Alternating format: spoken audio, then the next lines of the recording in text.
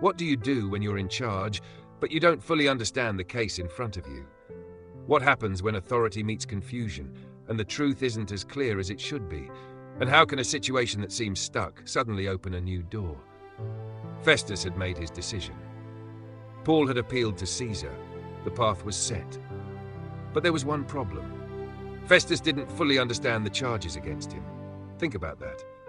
A governor, responsible for sending a prisoner to the highest authority in Rome, didn't have a clear accusation to write. No solid crime, no proven wrongdoing, just conflict, disagreement, religious tension. And that created a challenge, because sending someone to Caesar required explanation, structure, clarity, and right now Festus had none of it. Days passed, and then something unexpected happened. King Agrippa arrived. He came with Bernice, not casually, but formally, to pay respects to the new governor. Agrippa wasn't just a visitor. He had influence, understanding, knowledge of Jewish customs and beliefs, exactly the kind of person Festus needed. So after several days, Festus brought up Paul's case.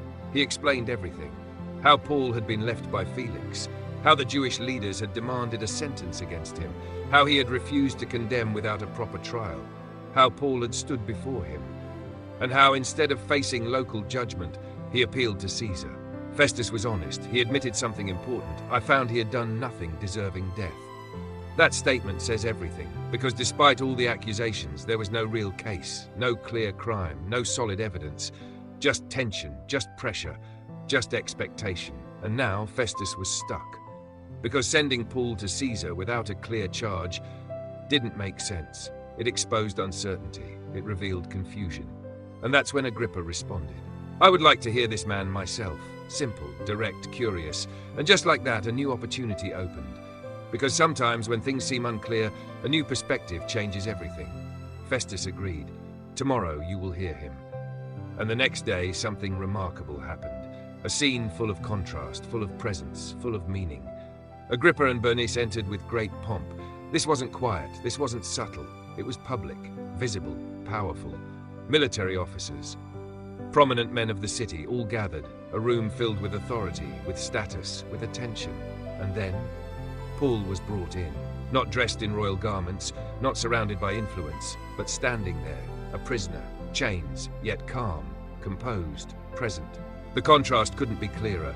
Power on one side, humility on the other, but sometimes the one who looks weakest carries the strongest message. Festus began to speak. He addressed King Agrippa and everyone present. He explained the situation again.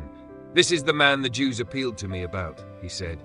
"They shouted that he ought not to live any longer." Strong words, serious claims. But then he repeated what he had already discovered. I found he had done nothing deserving death. There it was again, the truth spoken clearly, but not acted on yet. And then he admitted the problem. I have nothing definite to write to His Majesty about him. That's the tension.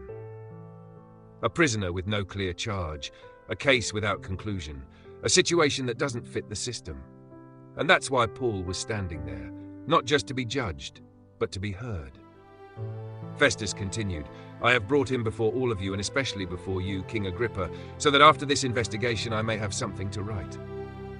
In other words, help me understand this. Help me make sense of this. Help me put this into words. Because without clarity, the system doesn't work." And here's where the perspective shifts. Because what looks like confusion becomes opportunity. Paul wasn't just being moved around anymore. He was being placed in front of someone who understood. Someone who could see beyond the surface. Someone who could listen. Agrippa knew the traditions, the beliefs, the deeper context. He wasn't confused by the mention of resurrection or disputes about the law. He understood what was really being discussed. And that matters. Because truth often needs the right audience. Not just people who hear, but people who understand. And now the stage was set, not just for a trial, but for something more. Because what Festus saw as a problem was actually preparation. Preparation for Paul to speak, to explain, to share his story in a way that hadn't been done before. And this is where we pause, because sometimes we look at our situation and think, this doesn't make sense. There's no clarity. There's no direction. But what if those moments are setting something up? What if the confusion is not the end, but the beginning of a new opportunity? Festus didn't have the answers. But he asked the right question. Agrippa didn't have the full story, but he showed interest, and Paul was ready to speak, ready to share, ready to step into the moment that had been building. This reminds us of something powerful, because not every situation needs immediate resolution. Sometimes it needs the right environment, the right people, the right moment. And when those come together, things shift.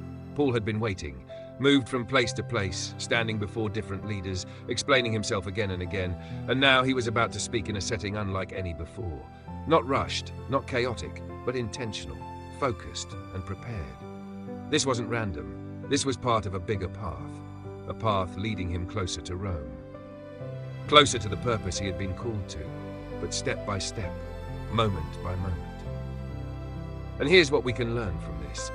Because we all face moments where things feel unclear, where situations don't make sense, where answers don't come quickly. And in those moments, it's easy to feel frustrated, to want immediate resolution, to push solutions. But sometimes, clarity comes through process, through conversation, through time, and through people we didn't expect. Festus didn't solve the problem. He opened the door. Agrippa didn't conclude the case. He stepped into it. And Paul didn't force the outcome. He prepared to speak when the moment arrived. That's a different kind of strength, not controlling the situation, but being ready within it. And maybe that's what this moment is really about. Being ready, not just for what you expect, but for what you don't. Because the opportunity you're waiting for might not look the way you imagined. It might come through confusion, through delay, through unexpected connections, but when it arrives, you'll know. And the question will be, are you ready?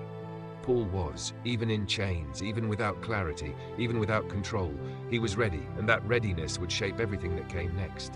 So as you think about your own life, ask yourself, where am I waiting for clarity? Where does my situation feel unresolved? And what if this moment is not a delay, but a setup? Because sometimes what feels uncertain is actually positioning you for something greater. Thank you for watching this video. If this message spoke to you, don't forget to like, follow the channel, and share this video with someone who needs encouragement and clarity today.